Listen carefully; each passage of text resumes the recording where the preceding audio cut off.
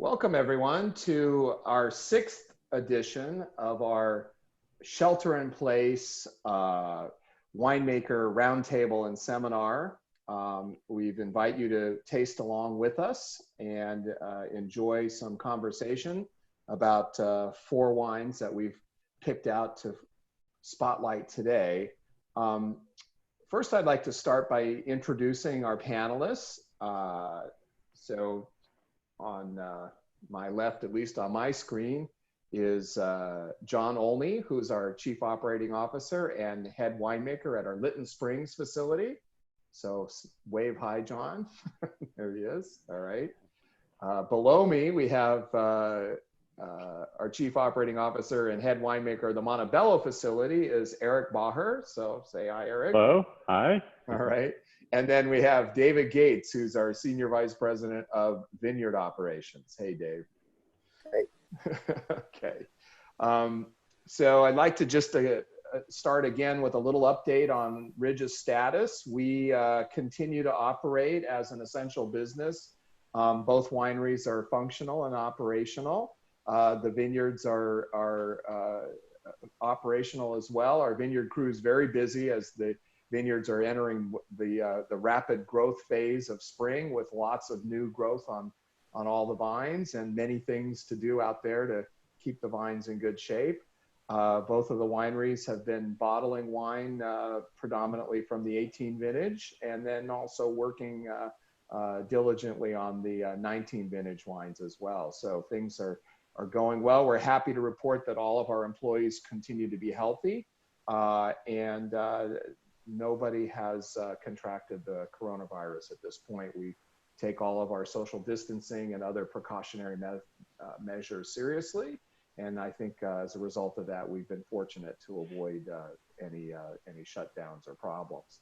So with that, we'd like to sort of focus on the theme of the tasting for today, which is we're going to look at four wines that we're producing entirely from organically grown grapes.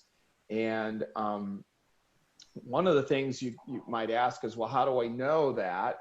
And on each of these wines, if you look on the back label, towards the bottom of the back label, since about 2011, Ridge has included an ingredients statement. And in this ingredients statement, it will actually say if the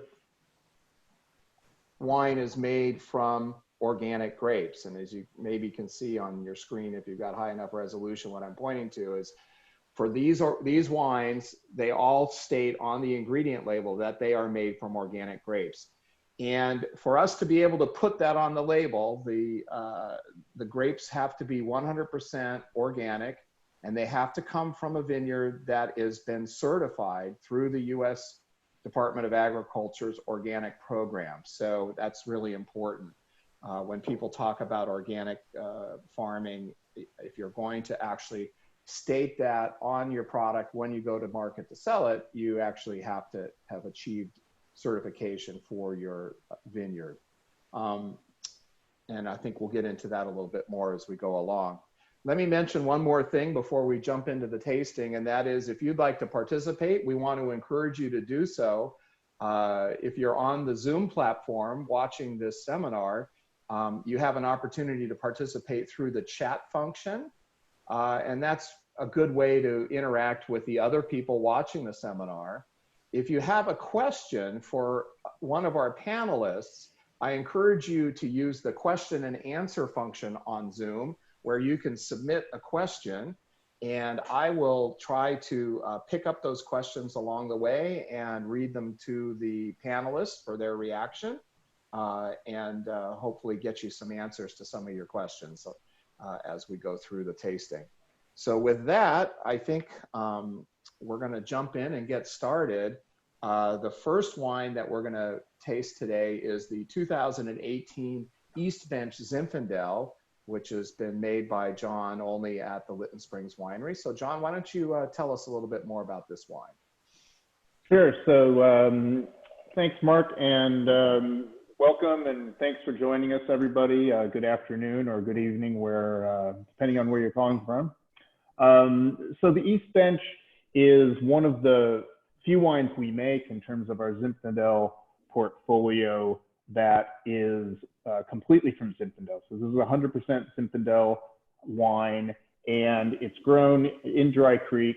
On the map, if you can see our map being shown, it's just to the west of Lytton Springs Vineyard. It's a vineyard which was fallow for many, many years, and then we were able to get a long-term lease on it right around the turn of the century in 99, 2000. So we planted the grapes, and that allowed us to really establish it as an organic vineyard from the get-go. It's a wine with really, really beautiful fruit. Really exemplifies what Zinfandel is all about, I think, especially in Dry Creek.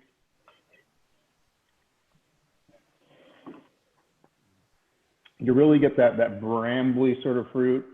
It's not too jammy, not really overripe, but it is Zinfandel, so it's going to be a very full, rich wine that really fills the palate out without being tannic, though. So nice, soft, pretty supple through the middle.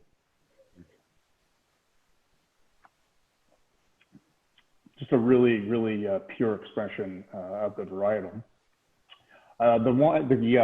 David, maybe you can talk a little bit about planting the vineyard and the organic status. I think we were certified from the very beginning. Is that correct? Yes. So this ranch, we planted the vines in 2000, 2001. And because the soil had, the ranch, the parcel had been fallow and nothing really growing on it for so long, the owners had been grazing livestock, sheep and cattle. And so the soil was pretty nice and kind of rejuvenated. And the vines have grown beautifully there. It's the soil is deep. It's very red, as you could see from one of the previous photos. Really rich in a sense, but not too rich. So the vines grow beautifully. I've seen in the 18 or there's 19 years now that the vines have really been growing and maturing, that I see that they're calming down. So they're getting into their maturity. And you see that in the wine too. This wine, the 18 especially for me, has this really beautiful tannins on it, where the earlier vintages, I think we started this in '05 and making the East Bench, and they were beautiful wines, but they didn't have I don't think they had a lot of staying power. This, I think, is absolutely gorgeous. And yes, this was one of the first tranche, if you will, of vineyards that we certified. So starting in 2011, which is the first year we started doing ingredient labeling too.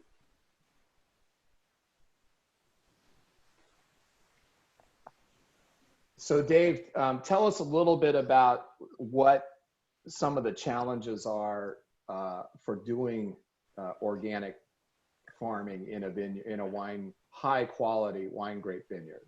Well, sure. Well, the first thing is that the paperwork. So the National Organic Program is kind of run. It's a national program. It's run by each state runs it for the federal government. So but they're the same standards.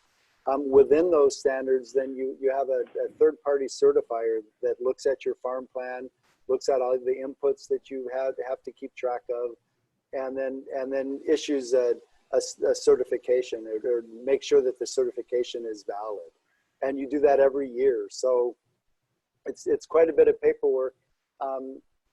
As far as the grape growing part, there are two main kind of areas in grape growing that separates organic from conventional farming, and that's one of them is fungicide use. So all grapes need to be protected from mildew, especially. That's basically what we have to work with powdery mildew here in California. The organics are kind of you can use this product, you can't use that product kind of thing. It's a list of things that you are allowed to use. And there are a much larger list of things that you cannot use, things being agricultural chemicals, fertilizers, all inputs going into the vineyard.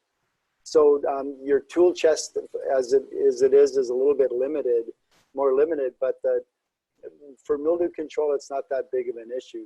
We mostly use sulfur. That's kind of one of our standbys. As the basis of our program, we also have there's some really neat biologicals. So different products that come from natural organisms that actually fight mildew and keep it off. Then the second area where organics really diverge from conventional is weed control. So up until the last year or so, there hasn't been any effective organic herbicide, and on the conventional side, there are lots of herbicides.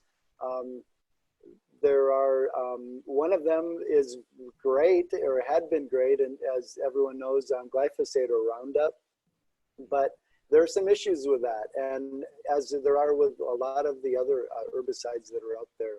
And so on organics, you basically have weed control is pretty much all mechanical. Now there is a new herbicide out called Weed Slayer that's organic, certified organic, and we've been experimenting with that and it is a little bit cheaper than hand hoeing, and it's easier on people's backs than hand hoeing as well. So that's kind of where it changes. Everything else in the vineyard, it depends on what your goals are in your vineyard and what kind of fruit you want to grow. But as far as how you do canopy management, how you prune, that's pretty standard viticulture. So that there's no change there. Great. So John, you've pretty much been working with this East Bench fruit from the beginning, and you've I think noticed, you were talking about how you've noticed a little bit of the evolution of the wine as the fruit has become more mature, right? I think you're talking about how there's more complexity and more, it's a little more balanced than maybe when it was really young. Is there anything else about the East Bench wine specifically that stands out for you versus some of the other Zinfandels that we make? Oh yeah, I think like you said, when we first started when we first started harvesting grapes at East Bench, we were putting the wine into our three valleys. As young vines, it really didn't have the intensity that we're looking for in a single vineyard wine. So it was in 2006 or 2007 that we began making the East Bench, and ever since then, it's definitely a wine that has just sort of gained in complexity and richness.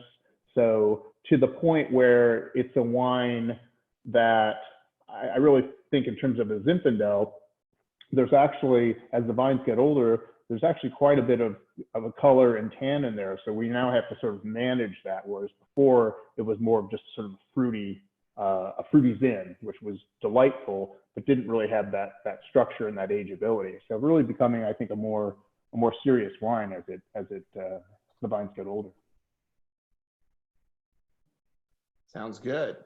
So maybe we should go ahead and transition then over to the next wine, which is Lytton Estate House Hill, which is also a wine that John, you've made. And first of all, maybe just explain or talk a little bit about what is this wine, where does it come from, and how is it different from the Lytton Springs bottling that we make? Sure. So the House Hill really exemplifies really the philosophy, the approach of winemaking that we have at Ridge, which is that in any given wine, whether it's Montebello, whether it's Geyserville, whether it's Lytton Springs, in this case it's Lytton Springs, we have the vineyard as a whole, but the vineyard is cut up into different parcels. Each parcel is going to ripen a little bit different than the next one. So we're going to harvest them at separate times, ferment them out separately, and then after they've gone through malolactic, we taste them and really select out the best parcels in any given year for, in this case, the Lytton Springs. So for example, the Lytton Springs vineyard is divided up into about a dozen parcels here at outside the winery. One of those parcels well, one of those parcels is House Hill. And it, about 4 years ago, we expanded and built a barrel room, which we've just recently finished. And in order to find a place to build that barrel room, unfortunately, we had to sacrifice House Hill. So 2015 was the last year that we harvested grapes from this hill. So it's kind of an inside joke that, we call it House Hill, but there's no longer a house there and there's no longer a hill there because we put a barrel room there. But so in a way to kind of celebrate, we kept it separate in 2015.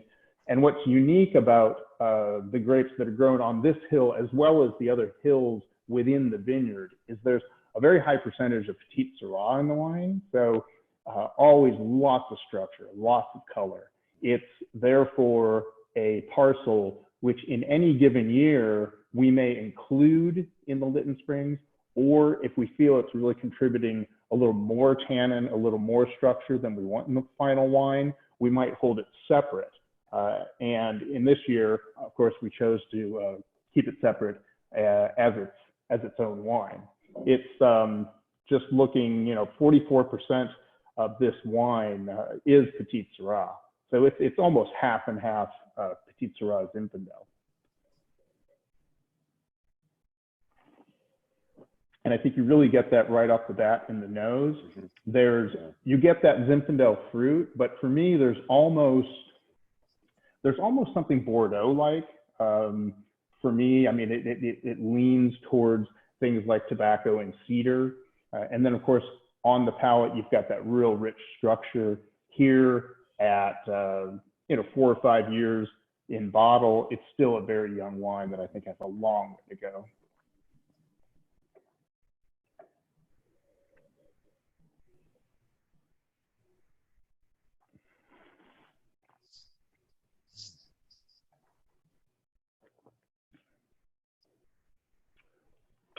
And that's one too. David, also, in terms of the vineyard, when, in terms of getting finally certified at Lytton Springs, or at least at Lytton East, what was the timeline on that? Oh yeah, good one. So so I kind of split Lytton Springs. If any of you out there have ever visited, the winery right in front of the winery is the Lytton East Vineyard, and that has kind of this two separate types of blocks on it. We call them, and it's really roughly divided into hills and flats. So kind of you get the idea. So the flats are much easier to do weed control on, especially a mechanical weed control. So starting in 08, so it's a 3-year process to go organic. You have to farm organically for 3 years, excuse me, and then you can get certified. So starting in 08, we took the flats organic, so they were certified in 11, and then we learned quite a bit those 3 years. And then starting in 11, we went in to the hills. So by 2014, they were certified organic as well. Currently right now at the 150 or so acres, 170 acres that make up our Lytton Springs, we have all but 20 of it is certified organic, and those 20 are in transition to become certified in 2 more vintages. By next vintage, 2021, they'll be certified.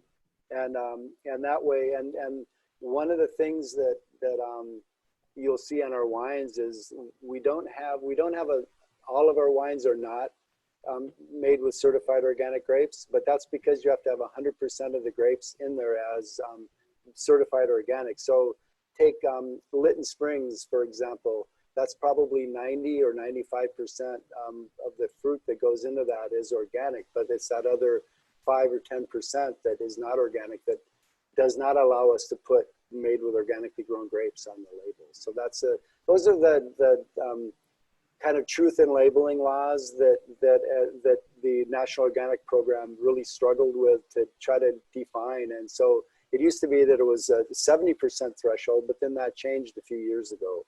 So now it's not actually 100%. So that's what we're moving toward for all of our wines.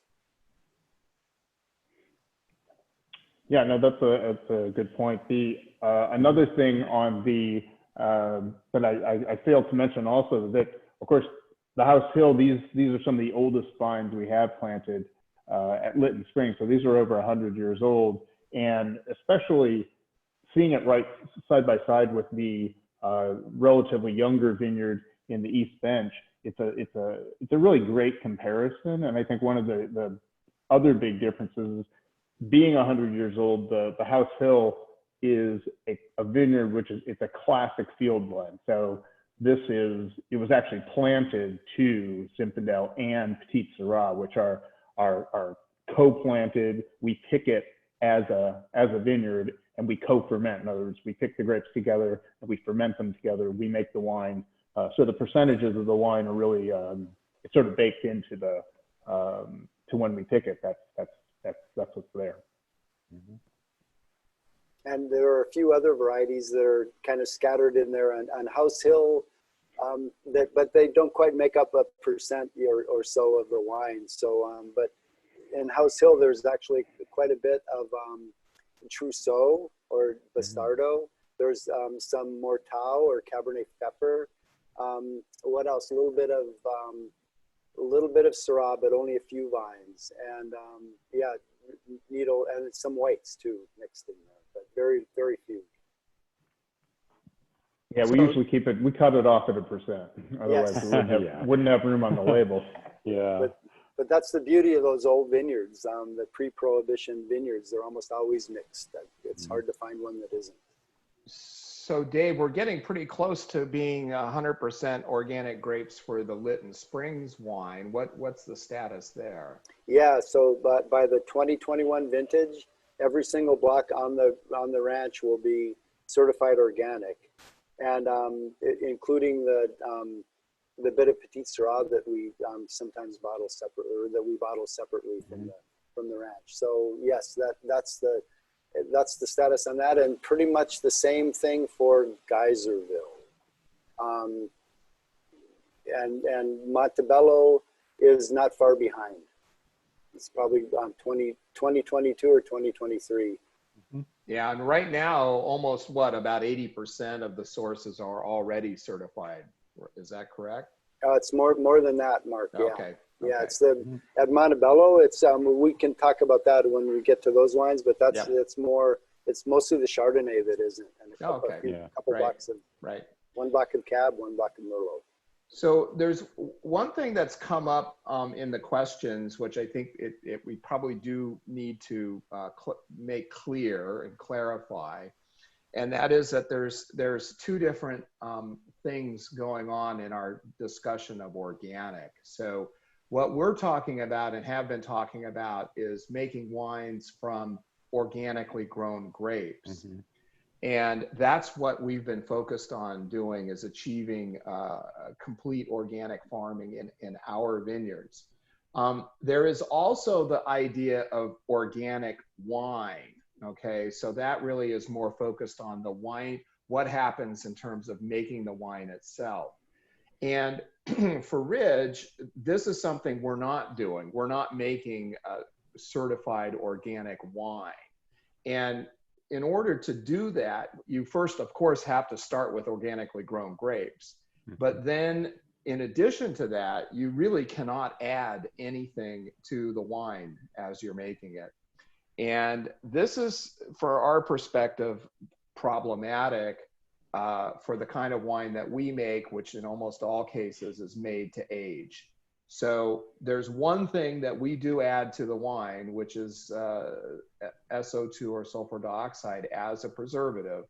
And I'm going to let Eric talk about that a little bit more. He'll tell us a little bit more about why we do that. Yeah. But what we do know is that if you don't do that, you run a very high risk of having a wine that is not going to hold up well over time. It could be due to spoilage, it could be due to oxidation. There are different things that can happen. And so until we can find out, until somebody can show us how to make wine and have consistently good quality, without adding any SO2, we're not going to do that. It's a little bit unfortunate because in Europe, they took the approach that a wine is organic if it has less than a certain threshold of SO2. And they set that threshold pretty low, pretty tight, but that's what it's based on. In the United States, they didn't do that. They basically said you cannot add any. Now, some of it occurs naturally during fermentation, but in most cases, the quantity that occurs naturally is too low to be of enough to add to provide the protection the wine would need. So that's why we've chosen not to go down that path in terms of making what would be called organic wine in the United States. Many of the wines that we make could be called organic if we were adhering to the rules in Europe, which we think are a more informed set of rules in this case. So that's the difference between a wine that's made from organically grown grapes and a wine that it's itself organic. Now, as you know, what Ridge has done is we've taken the approach of really being minimal in our interventions. We're very minimal in terms of any additions to the wine. We're trying to make the wine as pure an expression of the grapes and the vineyard that they're grown in. So we don't manipulate the wines. We don't use a lot of additives. In fact, we use very few. And in the spirit of being completely transparent, that's why we have ingredient labeling, because we are telling you everything that's in the bottle and that's in there. And so in this particular case, you can see we're not using a whole host of other additives that many other wineries may take advantage of that can use legally. But the one ingredient that we do use that keeps this from being an organic wine is the sulfur dioxide. So with that, maybe Eric, you can tell us a bit more. What does that SO2 do? Why is it there? Well, it's an additive that's been around for centuries. It helps with maintaining a healthy fermentation when you're crushing fresh grapes. In our case, with the organic grapes coming in, they're very healthy to begin with. And so we make a small addition going into the fermenters so that we know we can assure that the natural yeast have a chance to be selected for so that they can ferment to dryness and results in a wine that has good stability. The next addition of SO2 comes in after the malolactic. So after the natural malolactic is complete, then we do what's called the minimum effective SO2. The molecular level that we measure is the amount that's going to protect the wine and help us get to bottle with really minimum oxidation and minimum spoilage. By far, we're not adding, high amounts that takes it up to the legal limits of what the U.S. government allows. We're keeping it to the bare minimum. And really over the course of barrel age of 18 months, typically for what we're doing with our wines here, we'll come to bottle with total SO2 amounts that are within the European standard of the 100 part per million limit to be called organic. Now in the US, we don't have that. The maximum you can have is 10 parts per million. And there's no way you can even get to bottle with a wine that's going to be stable with just having added 10 parts per million. The wines will degrade, the flavors will begin to really go off into a flavor point that is not even characteristic of the vineyard. So we're going to make these small additions of SO2 along the way of barrel aging so that we can keep the flavors pure and really focus on showing the varietal and the nuances of the vineyard character. So like a wine like the Merlot, this is coming from Montebello. This is a site where we're fortunate to have very high acid conditions. Acid is a great preservative of wine. It also helps when you're adding SO2 to drive the SO2 to a form that really is there protecting the wine. So we can add even smaller amounts of SO2 and be able to carefully get to bottle and have total SO2 amounts of, somewhere around 40 to 50 parts per million. So it definitely would be in that realm if we were in a European winery, of being organic. But here we are making it from the organic grapes. We're not adding cultured yeast, nutrients. Occasionally we might add calcium carbonate if the acid's actually so firm, but This Merlot doesn't even have that. So, you know, this is really totally untouched wine, except for that small addition of SO2 that we made. And it's beautiful. I mean, this is from the 16 vintage. This is probably one of the very first vineyards that David started transitioning towards organic in the early 2000s. You know, so even before East Bench, you know, Dave, you could talk about Montebello and how you really started doing a lot of the testing here at Montebello to really get some experience with organic farming. Sure. Yeah, we've been experimenting since the early 2000s and just dipping our toes in the water. And that's when we decided that it would be better when we in 2008, we said, okay, this is the year we're going to transition into organic, that it was really important not to try to do everything all at once. I've seen and heard horror stories of converting an entire property over to organic, and then after 2 or 3 years of blood, sweat, and tears, not being able to get it certified. So we decided to go baby steps before we kind of before we started walking, before we started running. So I'd say now we're jogging pretty comfortably. But back in the early 2000s, we were doing baby steps, trying to see what would work, mainly for weed control. That is the most expensive difference, and that's really important up in the hills at Montebello, because we can get some pretty torrential rains, and topsoil is kind of our livelihood. We need to keep all the topsoil in place because that's where the microbial activity is. That's where the roots get their nutrients, and if you don't have good topsoil, you're not going to have good vines. So that was really important. Mm-hmm.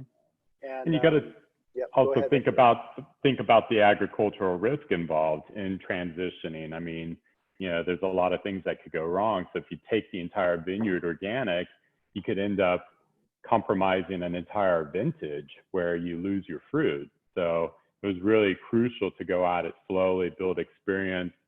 And today, I mean, the vast majority of our Bordeaux plots at Montebello are now certified organic. And starting with 2016 Montebello, that's the first vintage where we actually put organic grapes on the ingredient line for it. Chardonnay, we have a few blocks that are organic there. So the 15 Montebello Chardonnay is actually our first Chardonnay from the mountain that's certified organic. And so it's been a slow transition, but it's been really carefully done, being very do it all at once and end up running into some trouble.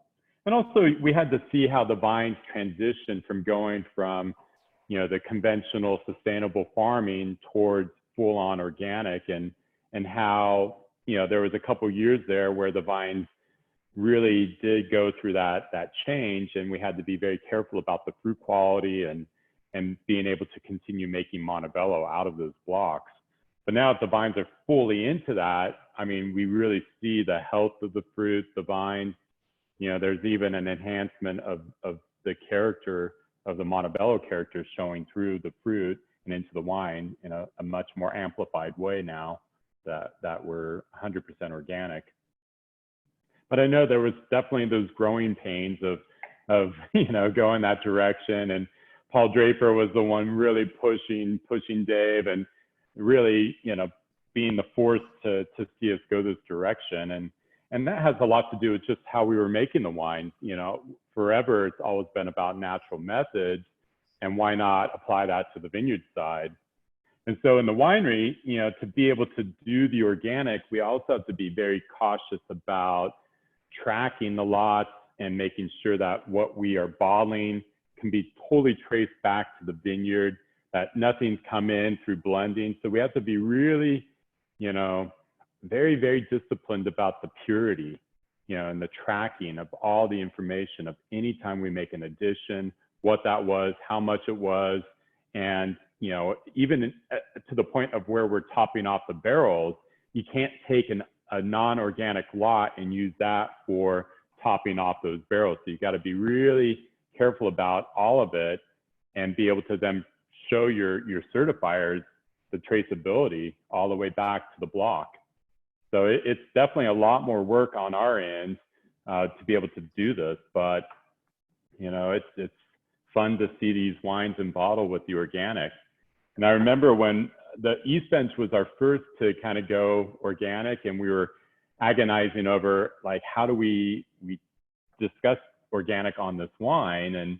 And we decided to go with the subtle message on the back with the ingredient line instead of marking up the front of the label with all the certifying emblems and, you know, greenwashing the label. You know, in our case at Ridge, it's been a much more subtle message, which I think is really much more a beautiful way of talking about organic. So Eric, tell us where the grapes came from for this Torre Merlot. Tell us about this. So this is from right outside the tasting room up on the hill. So we have the Avenue block, and then right across from it is the bowl, which is this nice shape, kind of bowl-shaped block. And that was planted in the late 80s, I think around 87. And that fruit came in 2016 into a single fermenter. And as we were working the tank and extracting, and you know, as I do for every single lot that comes in from the Montebello property, I'm trying to really see which lots look like the best chance or like the best example of that variety. And so the bowl block fermenter just really stood out as just a beautiful Montebello Merlot that we could easily have put into the Montebello in 16, but instead we really, for the Historic Vineyard Series, wanted to be able to take it out and do a separate varietal bottling for our customers to have a chance to taste the beauty of what a really beautiful Montebello Merlot would taste like. So it's grown at about 2,300 foot elevation. So it's above the fog line, which is good for organic, right, Dave? I mean, to be above the moisture of the fog, it helps with the mildew pressure. Well, and it, more importantly, I think it helps us get the Merlot ripe up here. Yeah, definitely with good character. Yeah, and that the Torre property is kind of the sweet spot, I think, for Montebello. Often there are years where the vintage favors the lower parcels and lower elevations, or years that favor the upper elevations, but Torre is kind of in the sweet spot in the middle. So it always is a major component of Montebello. And in great years like 2016, when we didn't need as much Merlot in the Montebello, it makes this beautiful standalone Merlot. And it's not your typical California Merlot, right? It's beautiful. These age really, really nicely. All the few Merlots that we made in the 90s, the Santa Cruz Mountains Merlots, they're tasting beautiful right now. Oh yeah, those have always aged well. I mean, that's the huge difference from, you know, growing Merlot on a valley floor versus a mountain site with limestone, you know, the ocean effect, moderating temperature. And also the selection of Merlot that's in that block is a pretty special one. So we've got a couple things going on there to really make probably one of the most standout Merlots in California. And then barrel aged in American oak to finish it off and make it even more unique. So John, we've had some questions about dry farming, and I thought maybe we'd get a little bit of your perspective on that topic.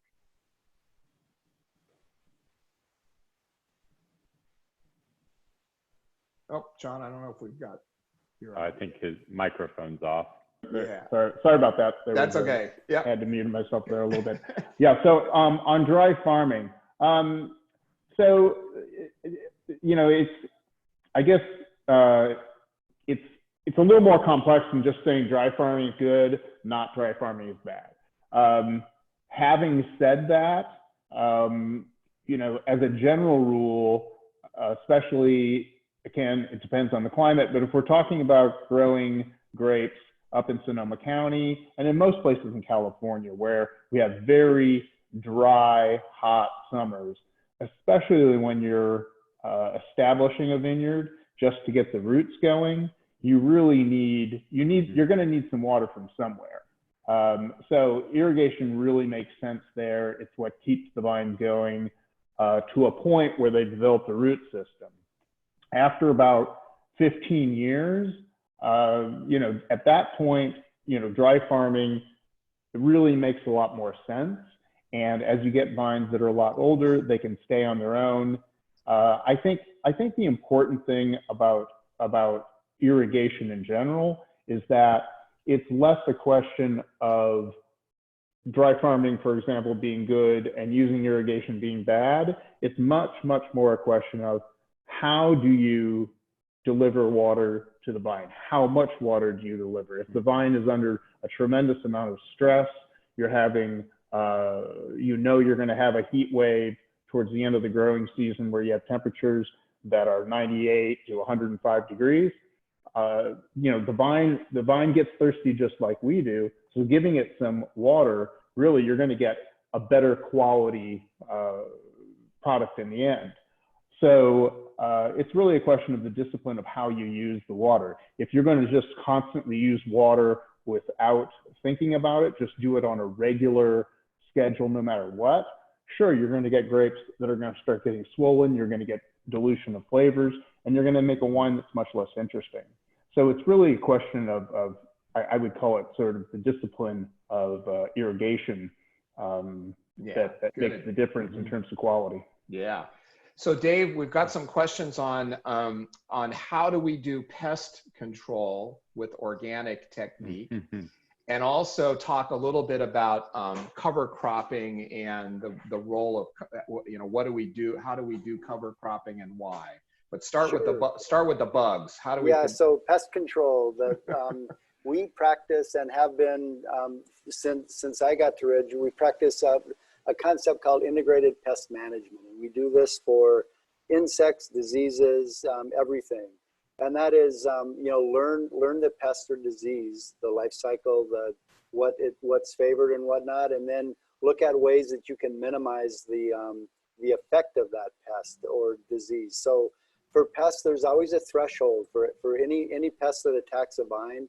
There's a threshold. If you think that you can't have one leafhopper on a vine, then you're fighting a losing battle to begin with. So you have to, and you also have to look at which pests are causing an issue for which grapes. And I'll give a great example. There's these little spider mites that come out in the summer, and they feed on the grapevines. Zinfandel, they absolutely it's almost like there's an allergic reaction with Zinfandel. It hates spider mites. So if you have 5 spider mites per leaf on a Zinfandel vine, it looks like it's ready to die. I mean, the leaves are just pale, turned, and it just not good. You can have 20 spider mites per leaf on a Petite Syrah, and it's humming right along. It doesn't really matter. So you have to know that and deal with it appropriately. So we use a bunch of different methods depending on the pest. We'll put out beneficial insects if they help. We'll nurture the existing beneficial insects that will eat the pests by planting cover crops that have flowers that produce nectar, which the adult beneficial insects eat, that it kind of attracts them. That seems to help a bit. We keep down dust in the vineyard by mowing only on our turnarounds and whatnot, and try not to stress the vines too much, either from too much crop or too much water stress, like John was talking about. So it's not a simple answer. There's one pest, vertebrate pest, that there's only one simple answer for, and that's a gopher. So we do a lot of trapping at gophers at Montebello, especially in young vineyards, because they can kill a 10-year-old vine just like that. And the only way to do that is to trap them. So that's kind of how we deal with pests. And so it's an individualized basis. And there are lots of neat things out there that have been developed for the agricultural community. There are pheromone traps that can help disrupt mating on pest insects. That's used across all viticulture, or all agriculture, I should say. It doesn't matter if they're conventional, organic, or not. People use that because it works. And they're organic. They're organic pheromones. What was the other question? Oh, cover So the crops. cover crops, yeah. Yeah, so we have a variety of cover crops from the basic no-till. So Montebello, where we have really steep hillsides, we basically kind of mow only. And those that if the soil's pretty good, grasses are favored. And so we have a lot more grasses in the soils where they're a little bit stressed, like on the hilltops. We get basically kind of naturalized clovers, mostly burr clover and some medics that grow in, and they actually are great because they fix nitrogen. So then we go to, especially most of our Zinfandel and Carignan and Petite Syrah vineyards in Dry Creek, we do an alternate row program where we put in a mix that has legumes, so bell beans and peas, along with the grass. The grass adds organic matter, the legumes fix nitrogen, and we do that every other row. In a normal year, that's enough nitrogen supplied from those plants that we don't need to supplement nitrogen on the vines, especially the existing vines. Zinfandel is not a really strong grower, so it's not super vigorous, so it needs a little bit of nitrogen. At Montebello, we have a couple blocks where it's a little more level, where they might need a little help, like the Torre Merlot and a little bit of Petit Verdot we also grow at Torre, where we do the same cover crop mix. And then the last one, I touched on it, it's an insectary blend, we call it. It's for beneficial insects, and that goes every 8 or so rows, and that does help attract and keep beneficial insects in your vineyard. Sounds good. Yeah, and you're starting to see some of that growth right now. If you go into the vineyard, you see the insectary rows starting to flower, and it's really beautiful, the different attractants there. Yes. Yeah. And then, of course, you can see all the legumes beginning to pop up in some of the rows, and yeah, that's all great for fixing nitrogen from the atmosphere and giving the vines what they need. Now, you also compost, so all our leftover from the press, from the destemmer, all of that is taken up to a pile above the winery, and that's kind of mulched over a year, and then that's put out into the vines to also supplement with organic matter, and that helps feed the vines, the ones that really need the additional help. Yeah, there's one thing we found that you can't have you can have too much compost, but I haven't seen that yet. Yeah. And so we even though we've had a couple of decent harvests, and we do this both at Lytton Springs and Montebello. I do sometimes at Lytton buy a little bit more for some of the younger vines and whatnot. So, and there's some great compost companies out there, especially in Sonoma, because there are a lot of wineries in Sonoma. Yeah. Yeah, and it's essential, especially for vineyards like what we have here at Montebello. I mean, they're older vines, and the soils are so depleted. They really need to be fed periodically, and compost is a good back to the earth what we have used or produced at the winery. And the Franc is from the younger vines at Rousten. So this is actually one of our newer vineyard developments on the mountain that had vines back in the 19th. Oops. I think we've got maybe Eric. Horse pasture land. There you go. Yeah. Oh, you can hear me now? Yeah, I think we had a little. I think your connection's a little. Oh, yeah. Okay. Being on top of the mountain here. All right. Hey, so one thing, there have been some questions, and I'm going to just try to make a simple statement because there are people asking about biodynamic versus organic.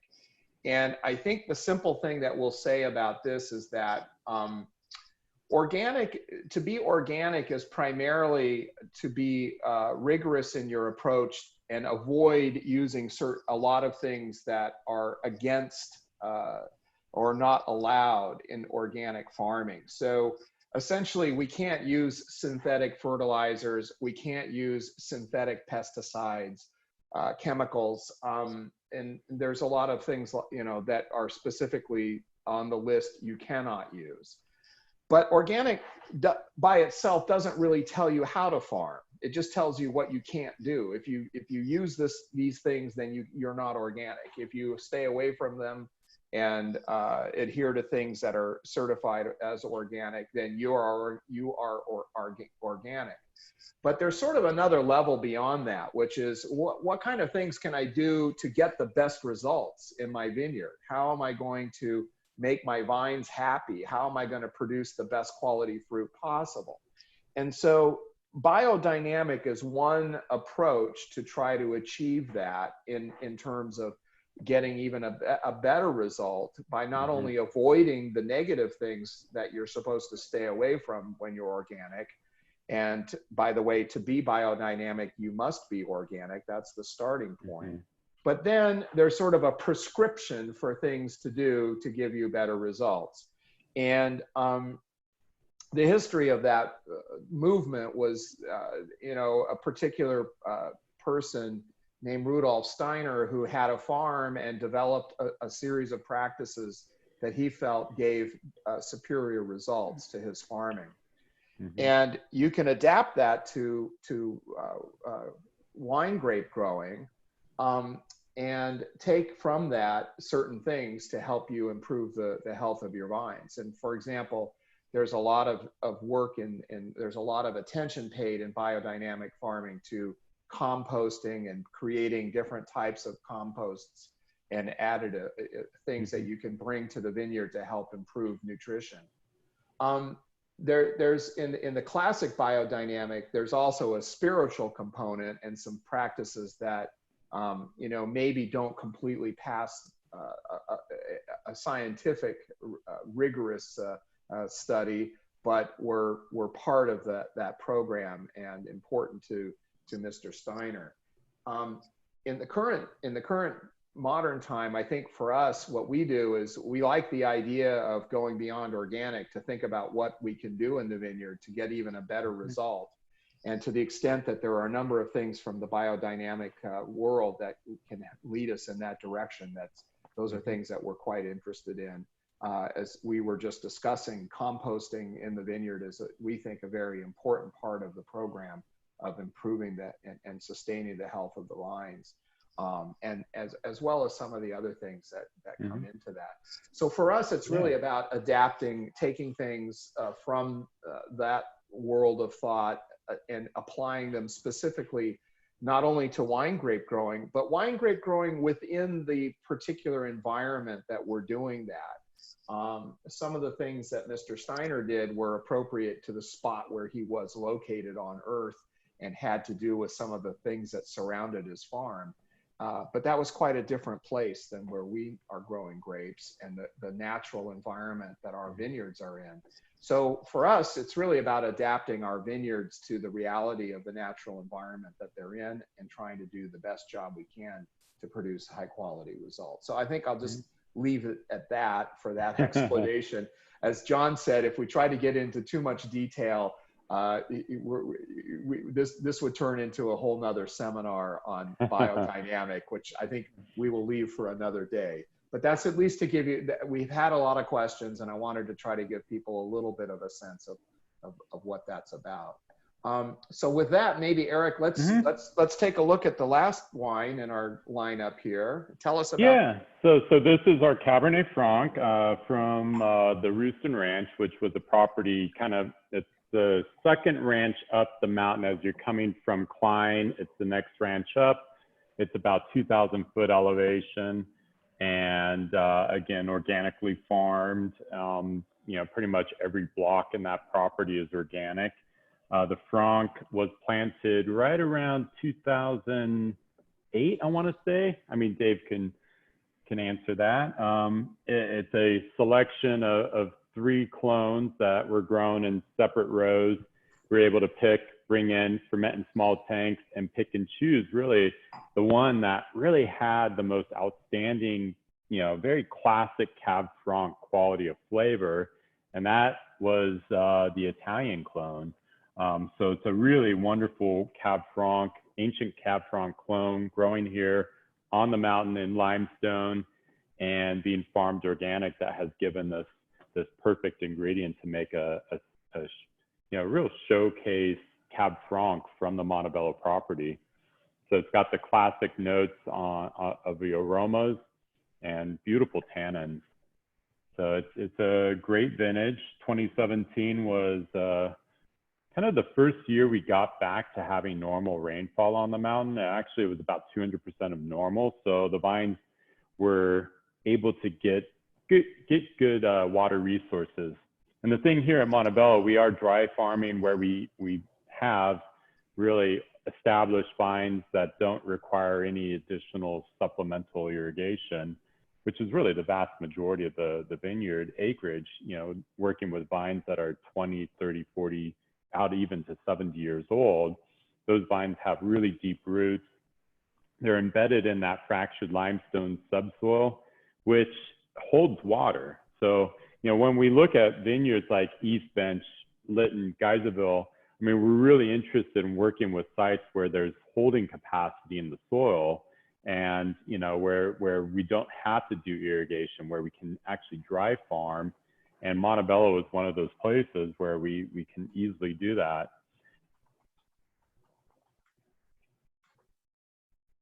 The rock, and then the vines are really good to go for the rest of the entire growing season. But it's a beautiful Franc, 100% varietal. I mean, that's what we're trying to attempt here with the Historic Vineyard Series bottlings, is give our customers and collectors a chance to taste the pure varietal from the Montebello property of lots that would have gone into Montebello. So we're sacrificing, in the case of the Franc, we sacrificed 7 barrels to be able to bottle it separately.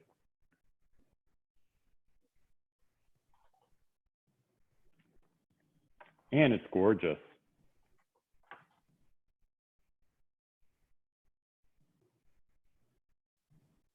And of course, all native yeast fermentation, natural malolactic, American oak barrel aged for about 2 years. So we're treating it just like, you know, all the, you know, the main Bordeaux lots of the vineyard, you know, guiding it along with minimum SO2 along the way to get to bottle with great, you know, and Montebello vineyard character.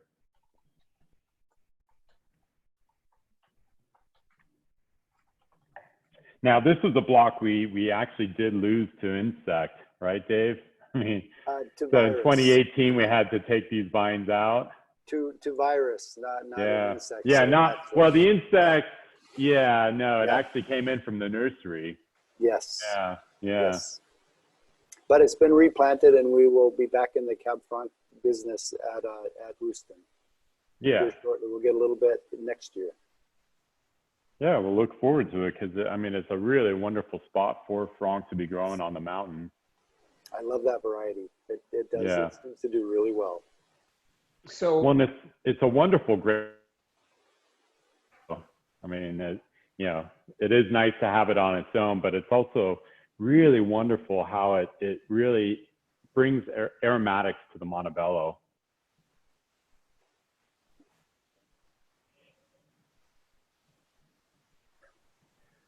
So Dave, we've had a quick question about if we're going to have to do social distancing, how is that going to work at harvest time?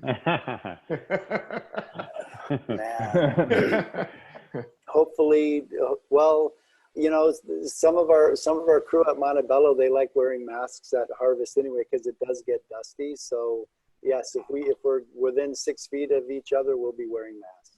Yeah. Hopefully there'll be enough available PPE so that we can, you know, wear masks that are easy to breathe in.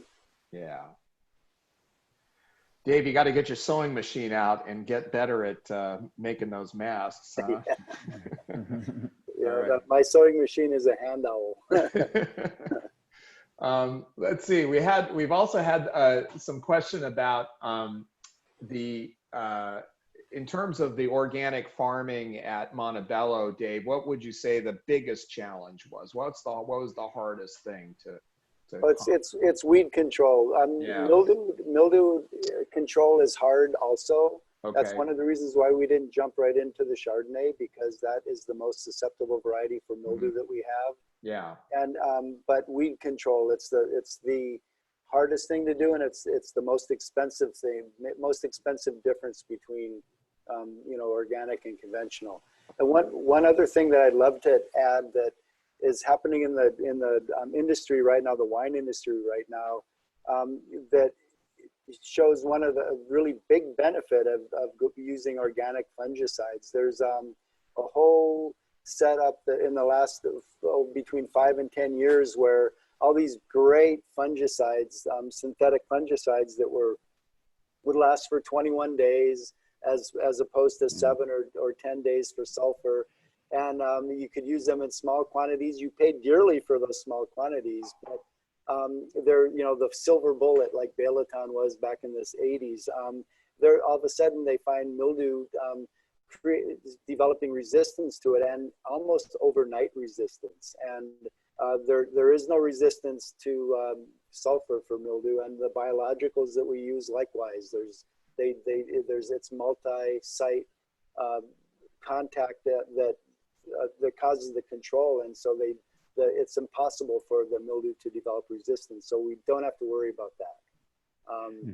So that's a good thing. But yeah, weed control is the biggest expense and the biggest hurdle, and that's not just expensive in terms of tractor time and equipment and everything, but on our men too, the crews that are out there either physically weed whipping or even using there's a great photo of this little rototiller that goes in between the vines. It's called a Biano, and it works really great, but the operator has to crank his neck or her neck so we only allow that to be run 4 hours a day, just like weed eating, we only do it 4 hours a day, so to give our guys, our crew, a chance to recover from that, because that is physically demanding work, and my crew is not getting any younger, like all of us.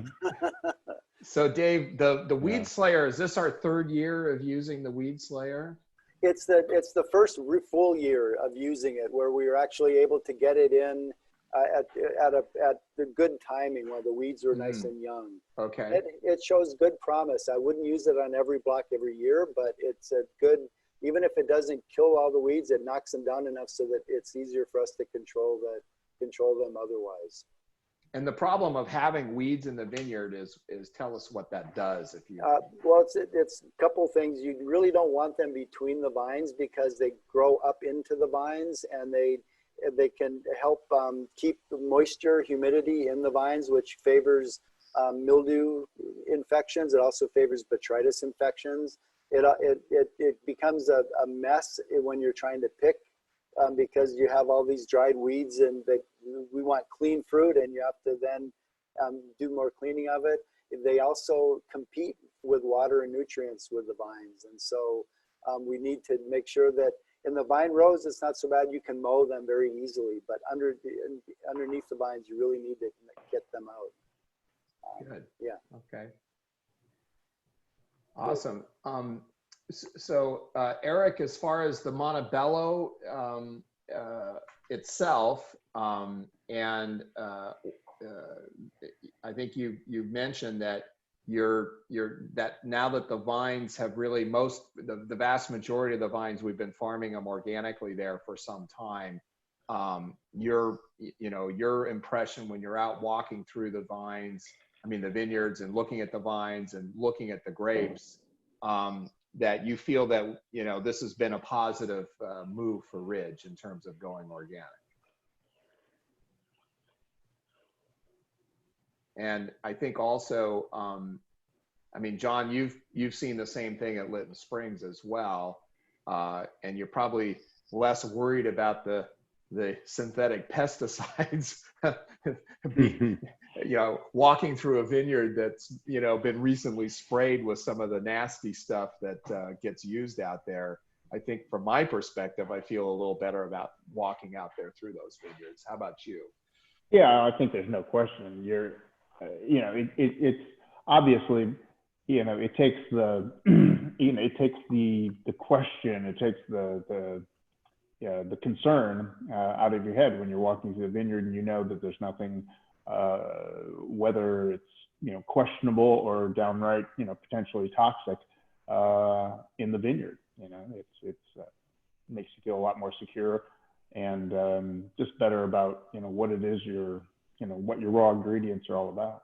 Yeah, so I think that's, you know, one of the comments is that we're doing this in part because of a desire to see, you know, its effect on the quality of the grapes we're growing and the quality of the wine that we make. But the other benefit too is that we're doing it because it's a, you know, we're trying to do it because it's a good thing for the people that are out there working in the vineyard every day. You know, if we can reduce their exposure to potentially toxic chemicals or other unwanted things, and that's good as well. We talk about sustainability, and one of those things is, you know, doing the right thing for the people who are actually out doing the work every day in those vineyards. And I think certainly, you know, knowing that they're farmed organically makes you feel better about the amount of time people spend in those environments. So, Dave, do you have any sort of final thoughts on organic to sign off with here? Well, I thought you kind of summed it up really well when you were saying that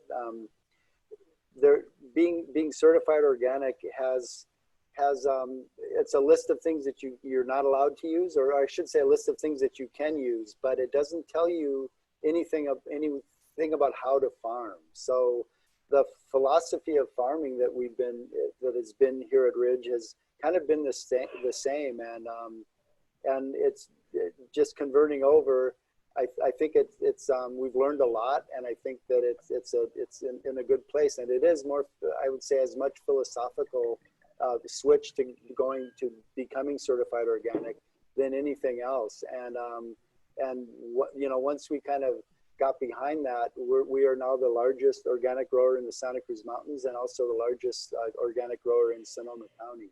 So that's something that I think that the whole crew, both here at Montebello and up in Sonoma, in the vineyard, are very proud about, and work hard to maintain that. So that's really good. And I know sustainability can is sometimes referred to as greenwashing, and there's lots of different things, but it is, I think, an important part, because it gives you a philosophy of how to farm. And so not only are you taking care of your property, the plant, you know, the environment, but you also have to take care of your people, probably first and foremost, take care of your people, and then also take care of your business. That's kind of the three tiers of the three-legged stool of sustainability. And then it's up to the individual grower or organization to kind of mold that to their philosophy and how they want to you know, treat the world, and how they want to treat their consumers, and how they want to treat their employees. Fantastic. I think that's a good way to finish. I just want to end by mentioning that all four of the wines that we presented here today in the seminar are currently available for purchase. So if you're intrigued, go to the website, order them up. The other thing I should mention too is that we do have a section on our website that does talk about our organic and farming practices and sustainability. I think we even have, you can even find a link that will show you our official organic certification certificates for all the vineyards that we're farming, so that you know that when we say this, it's actually true. We actually have the certificates there that you can find online. So go to the website, learn more, and order wine and drink it and enjoy it. And with that, I think I'll say cheers, and we'll see you next week. Sign up again. We're going to do this again next Thursday. So enjoy, everyone. Thank you. Yeah.